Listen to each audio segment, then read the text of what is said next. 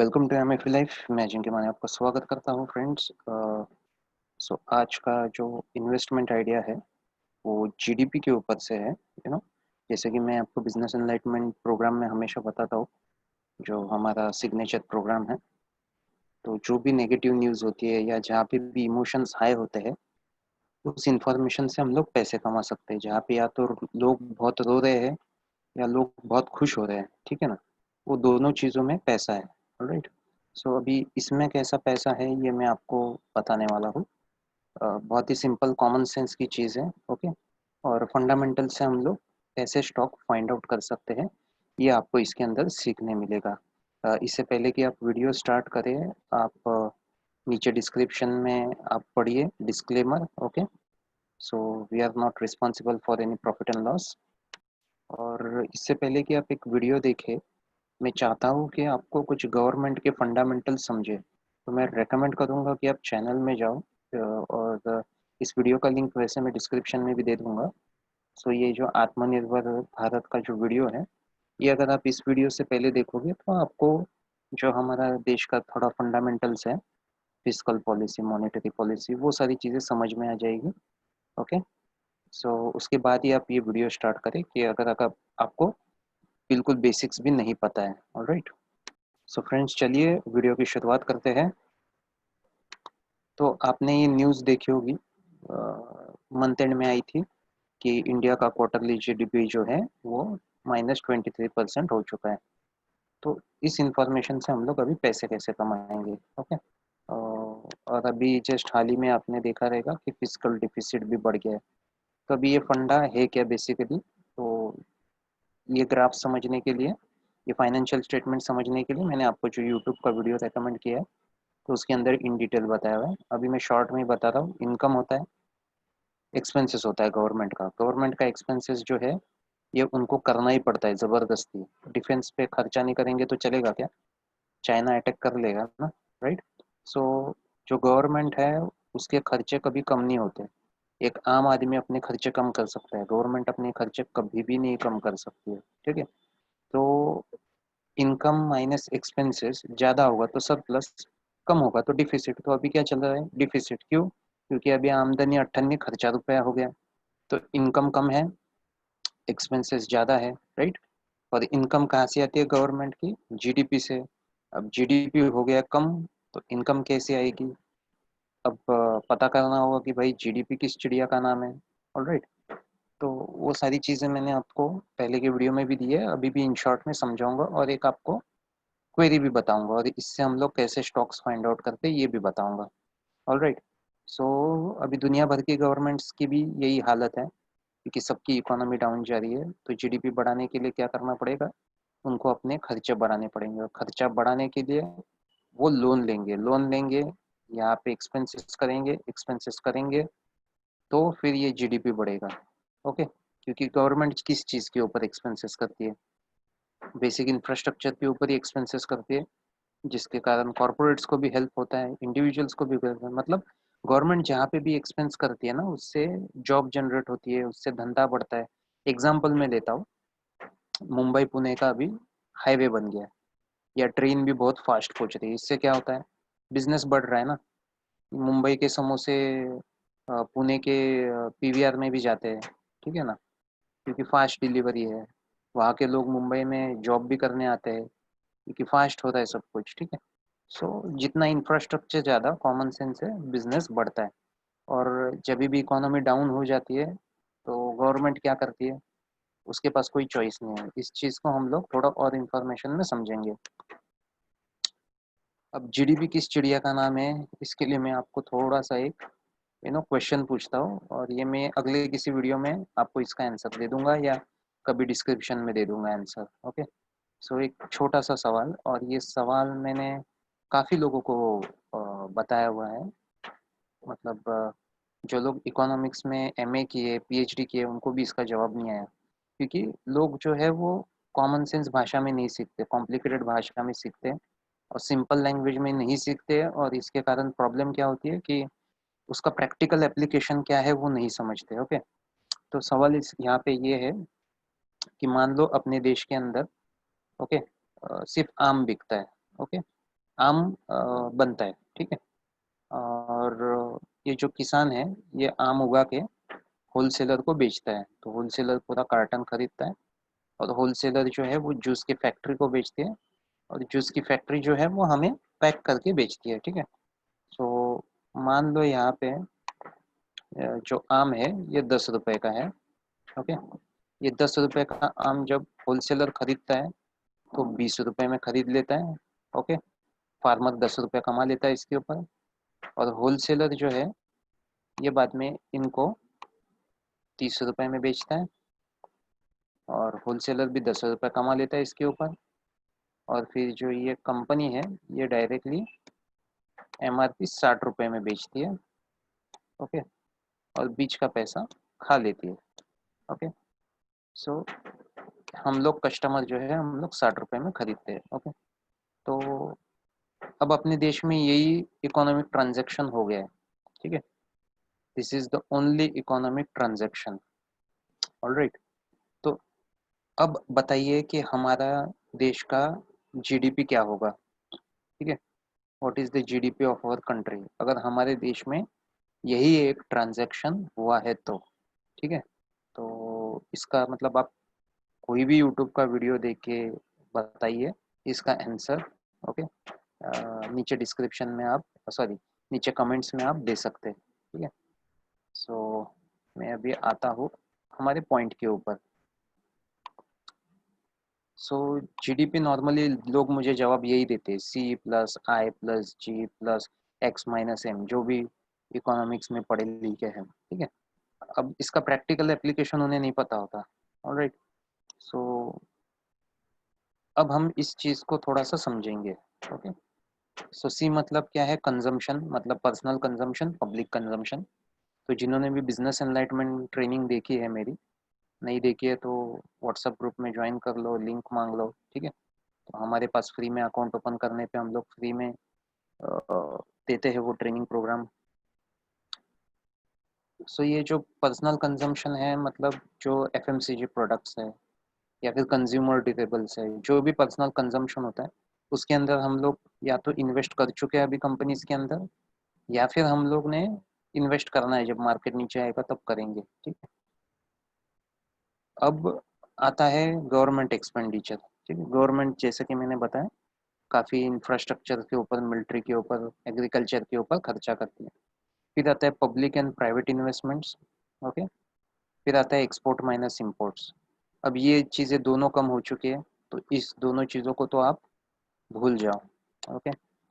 इसके तो भरोसे हम लोग नहीं रह सकते, ठीक है।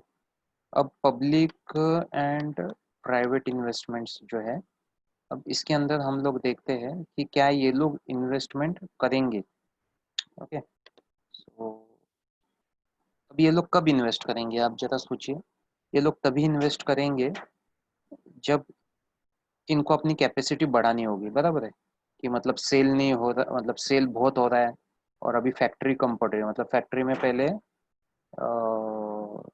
मतलब फैक्ट्री का कैपेसिटी मान लो 100 कपड़े बनाने का कैपेसिटी है, लेकिन अभी जो है वो 70 कपड़े बना के बेच रही है।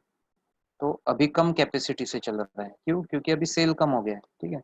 अगर ये 100 पे चलता और भी डिमांड आती, मान लो 200 की डिमांड आती, राइट, 200 की डिमांड आ जाती, तो फिर ये कैपेसिटी बढ़ाएंगे ना।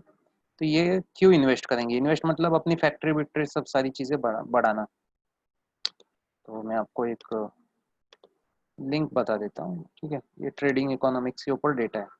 ये क्या है, कैपेसिटी यूटिलाइजेशन, मतलब जितनी भी फैक्ट्रीज है क्या वो यूटिलाइज हो रही है, तो आप देख सकते हो अभी कम हो रही है, ठीक है।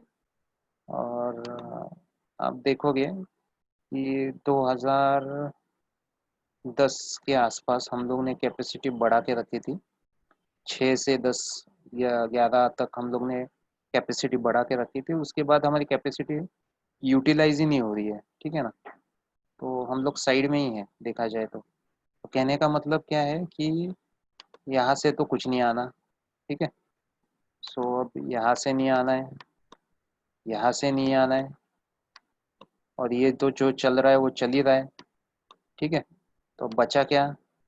अब बचा गवर्नमेंट एक्सपेंडिचर, अब इकोनॉमी को अगर ऊपर बढ़ाना है, जो कि बढ़ाना ही पड़ेगा और कोई चॉइस नहीं है, तो गवर्नमेंट को क्या करना पड़ेगा, उसको अभी खर्चा करना होगा। गवर्नमेंट जब पैसा डालेगी, इंफ्रास्ट्रक्चर बढ़ाएगी, तब जाके जॉब्स होंगे, इकोनॉमी बढ़ेगी, बिजनेस बढ़ेगा। ओके, ये सिंपल लॉजिक है। तो गवर्नमेंट किस किस का मतलब, गवर्नमेंट जो पैसा डालने वाली है, अब ऐसा तो नहीं है कि मोदी जी डायरेक्टली अपने बैंक के अकाउंट में डालेंगे, ऐसा नहीं होता। तो वाया वाया आता है। तो हम इसका बेनिफिट कैसे उठा सकते हैं, ये चीज़ हम लोग देखते हैं। ऑलराइट, सो ये जो दो कंपनीज है, ये दो कंपनीज मैं रेकमेंड करता हूँ, और ये क्यों रेकमेंड कर रहा हूँ ये भी बताता हूँ। So this is the thing, national infrastructure pipeline करके, ठीक है। ये कॉन्सेप्ट क्या है, ये आप इसके ऊपर गूगल सर्च करके पढ़ सकते हो, ठीक है। सो 111 लाख करोड़ जो है इसको देने वाले हैं, और ये इसका जो डिवीजन है आप देख सकते हो, एनर्जी, रोड्स, रेलवेज इसके अंदर है। 24%, 17%, 12%, 18%, लगभग 70% जो है पैसा इसके अंदर जाने वाला है। और इस सब चीज़ का कॉन्ट्रैक्ट जो है इनको मिलने वाला है। ओके, सो ये अगर आप देखा जाए तो ग्रोथ कंपनी है, काफ़ी अच्छा ग्रोथ है, लेकिन उधार पे चलती है। यही इसका एक नेगेटिव पॉइंट है, मतलब इंटरेस्ट में सबसे ज़्यादा पैसा जा रहा है, लेकिन 5 साल का कॉन्ट्रैक्ट है इसके पास, और इंटरनेशनली काम कर रही है। और ये जो है ये भी मिड कैप है, 15,500 की कंपनी है। इसके अंदर आप देखोगे तो 2,500 जो है वो कैश ही पड़ा हुआ है, तो ये अंडर वैल्यूड है काफ़ी। और करीब 4,000 करोड़ का, ओके, 4,000 करोड़ का इसके पास ऑर्डर आया हुआ है। तो आप देख सकते हो ये जो कंपनी है ये काफ़ी अंडर, और ये कैश रिच कंपनी है बाय द वे, मतलब उधार तो देती ही नहीं है, सब कुछ कैश में ही काम करती है। इसका जैसा पैसा वर्किंग कैपिटल में फंसता है ना, इसका नहीं फंसता, ठीक है ना। सो कैश ले, कैश के अंदर पूरा काम कर, और एक तरीके से एक मोनोपोली है इसका, ठीक है। तो 50% से ज़्यादा मार्केट शेयर है। तो कैसे है, हम थोड़ा सा अपना रिस्क जो है ना थोड़ा सा डिवाइड कर रही है, क्योंकि ये सिर्फ कैश में काम करता है, लेकिन अंडर वैल्यूड है। ये भी अंडर वैल्यूड है, लेकिन इसका यही प्रॉब्लम है कि इसका पैसा फंसा रहता है। तो अगर हम लोग दोनों के अंदर इन्वेस्ट करें तो एक बहुत ग्रोथ की तरफ है, एक बहुत सेफ की तरफ है, तो एवरेज आउट कर जाएगा। इसलिए मैं ये दो कंपनीज आपको सजेस्ट कर रहा हूँ।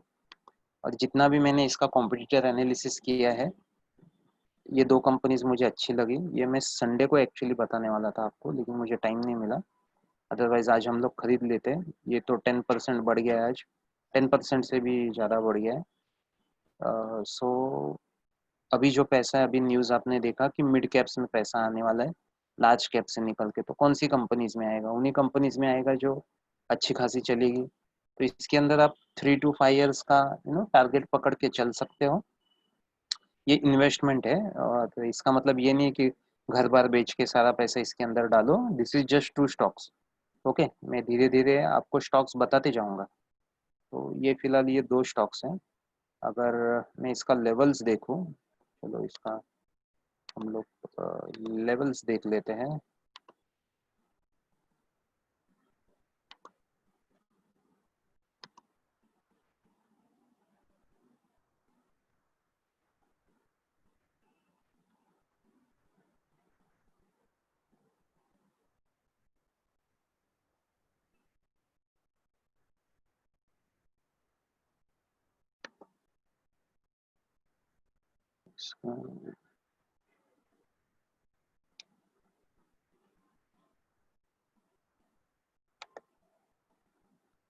ये देखिए, आज का हाई कितना मारा था इसने, 72, ठीक है ना। 64 पे अवेलेबल थी ये फ्राइडे को, ठीक है। तो आप मंथली पे देखो, काफ़ी नीचे ही है, ठीक है ना। मार्च में कितना, 50 तक अप्रोक्सीमेटली 4950 तक गया था मार्च में, सबसे डाउन। ऑलराइट, तो वीकली पे देखते हैं। देखिए वीकली पे भी डाउन ही है, जस्ट अब भी बढ़ा हुआ है थोड़ा सा। ठीक है, तो मे बी ये न्यूज़ आने के बाद इन्वेस्टर्स आना स्टार्ट किए होंगे, क्योंकि डायरेक्टली इतना बड़ा कैंडल बना है, आप देख सकते हो। ठीक है, सो इन्वेस्टर्स आना स्टार्ट हुए हैं इसके अंदर, तो हम इसके अंदर इन्वेस्ट कर सकते हैं। और 3 से 5 साल का इसके अंदर पकड़ के चलो टारगेट। अगर निकलने का रहेगा तो मैं अपडेट कर दूंगा। कभी कभार ऐसा हो जाता है कि कुछ आ जाता है, कुछ नेगेटिव पॉइंट, तो हमें एग्जिट भी करना होता है। जैसे हम लोग ने क्लैरियंट में एंट्री किए थे, फिर एग्जिट भी किए थे। हो सकता है कभी कुछ फंडामेंटल चेंज हो जाए। ओके, और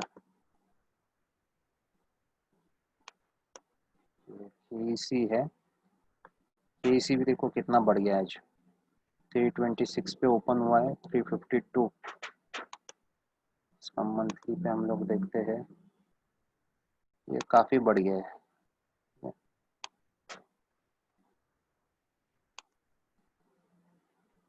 तो अब इसमें धर्म संकट के अंदर है हम लोग। अब मिड कैप में पैसा आने वाला है, तो क्या यही से बढ़ेगा, वापस नीचे आके बढ़ेगा?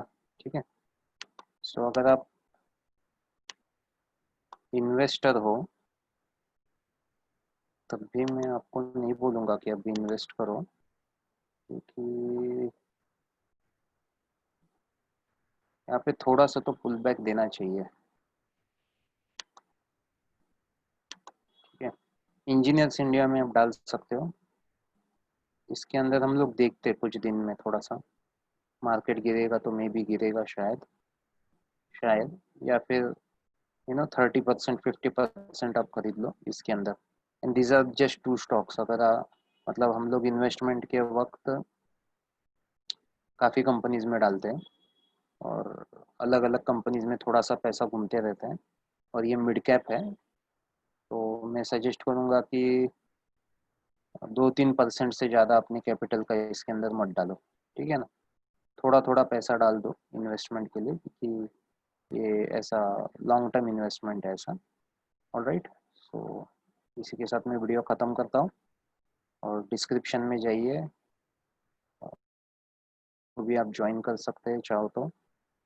और लाइव ट्रेडिंग्स भी हम करते हैं। ओके, तो लाइव ट्रेडिंग्स भी आप देख सकते हैं हमारे। और आपके पास और भी कुछ कमेंट्स होगा तो आप कमेंट्स कर सकते हो, आप यस उस क्वेश्चन का आंसर ज़रूर दीजिए। Alright, so thank you very much and happy trading.